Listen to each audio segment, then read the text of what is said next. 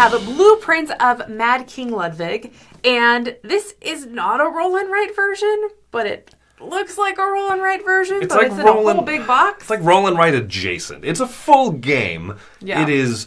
well, you know what? Let's just go ahead and, before we say too much, explain how the game plays, and then we'll give you our thoughts. This is Blueprints of Mad King Ludwig. Now, these pens do not come in the game. It's actually normal colored pencils, but the paper itself is really hard to see when you use colored pencils. They work okay, but honestly, buy these pens if you're really invested in getting this game. The actual gameplay is on a turn, players are going to be drafting cards, and then they're going to be adding them to their castle. As you can see the card through underneath, so it allows you to trace and draw on this little see-through paper that's over here. Now, all of the different buildings, when they're closed off, do something different and something special. For example, if you close off a yellow rune, you get an extra turn that exact same round. So if multiple cards have been drafted, you get to pick from what is left, and you get to build an extra room. Extra rooms are great. Now, there's a variety of ways to score points. Every room that you fill up is worth different points. Every room you place on the game on your board is worth points itself. There's also these cool swans that allow you to build moats. Those moats are worth points. At the end of the game, there's these area majorities up here. So the total amount of courtyards, size-wise, the amount of squares within courtyards, the total amount of purple rooms in courtyard, the total amount of purple rooms size-wise. Just a variety of these things. These change. Also, every game, you'll draft and you'll actually choose some of these Royal Decree cards, and these are going to be either player powers or endgame scoring. And then when you finish orange rooms, you can actually get more endgame scoring cards that you can place out. You start with a couple of these to choose from, and every time you complete an orange room, you draw more and get more choices there. So yeah, like I said, a variety of different ways to get points, but you're drawing those polyominoes, you're trying to connect rooms, and you're trying to fit it all into this lovely castle that you're building. One of the biggest difference with this and the base game, or the regular Mad King Ludwig, is that this doesn't have that auction element at the beginning, which I appreciate because I don't love auctions. My favorite part of Castles of Mad King Ludwig is that price setting thing. So yeah. this just turns into not really an auction, but yeah. Right, but it's a price. But this is just going to simplify it into kind of a card draft, which I think has its strengths, but I think that also has some of its downsides where the game is not going to feel as robust. It feels like this is a little bit more of a simplification. You get rid of a few of the steps. But then I think I hate drawing. I hate tracing the cards. I think that's what we learned from this, is that you don't like that. I think it's great. I think it's so clever that they got a see-through paper that you can still draw on, but you can trace underneath it. I think that that's really useful. When I first thought it was just draw it, I didn't realize that it was like a tracing thing.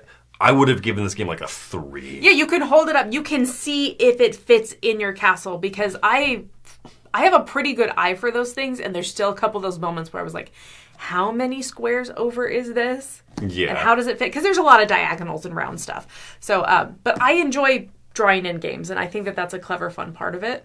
So that, I think, automatically will make our scores different. Yes, I don't mind drawing in games. I hate precision drawing. Like, you really are. It gives you that feel of, like, sketching in blueprints, and I get that. But I can't shake the feeling that the original game exists with tiles that you can just place out. And so this one, for me, is so much more inconvenient. Whereas I think it's more convenient because I don't have to sort tiles. And Yes. I don't have to pull out tiles. So this, there's a few decks of cards, and that's it. Right. So, as Wendy, you're going to see a difference stemming from that. But I do have a few other complaints about the game, aside from the fact that I have to sketch things. Complain away. I think that this game, the scoring is pretty wild on it. Like, our last game ended with over 300 points. Those orange cards, especially I don't remember what they call them. Bonus cards. The bonus cards, yeah, the endgame scoring bonus cards you can get throughout the game. I had one that was worth 48 points, and another one that was worth like 3. It's just so different, the fact that some have a clear maximum, like there's no way to get more than a certain amount of points, and other ones are like, the sky's the limit. Yes, I agree. Yeah, some of the reasonably are going to be 15 points, and other ones are reasonably going to be just ridiculous, yeah. Yeah.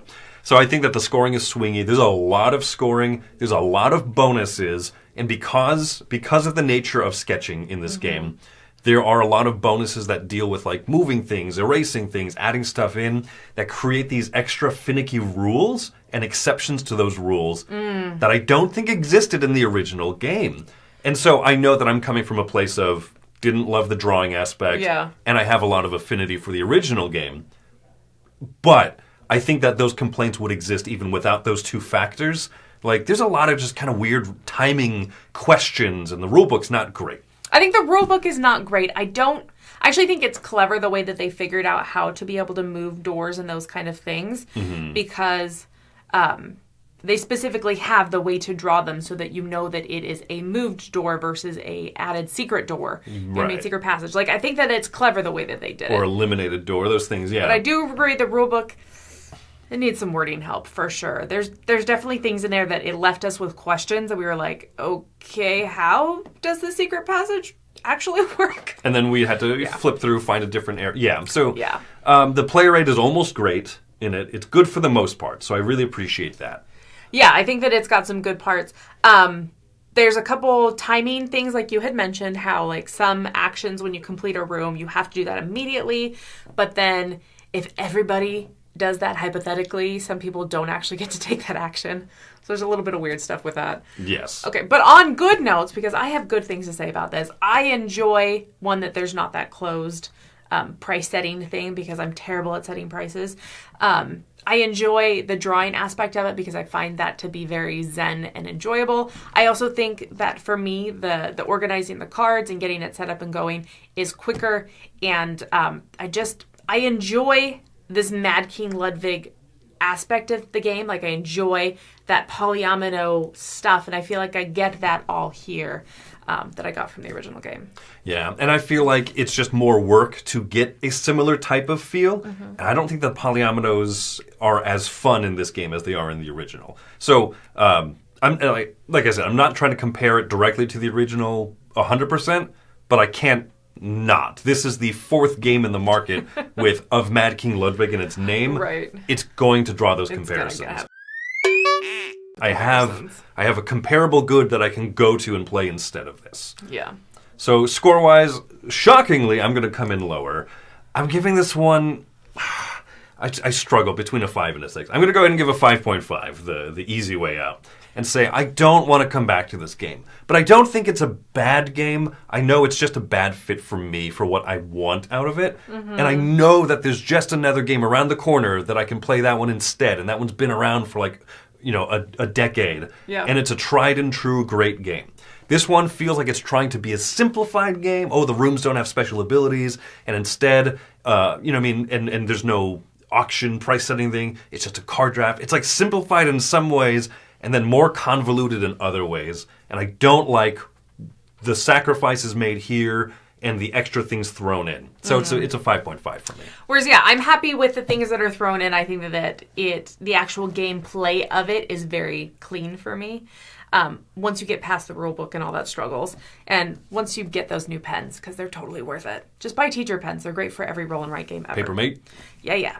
But I enjoyed this. I love the drawing of the polyominoes. I really like how you can see underneath the paper how you fit it in, and I'm not going to accidentally bump tiles and mess up stuff.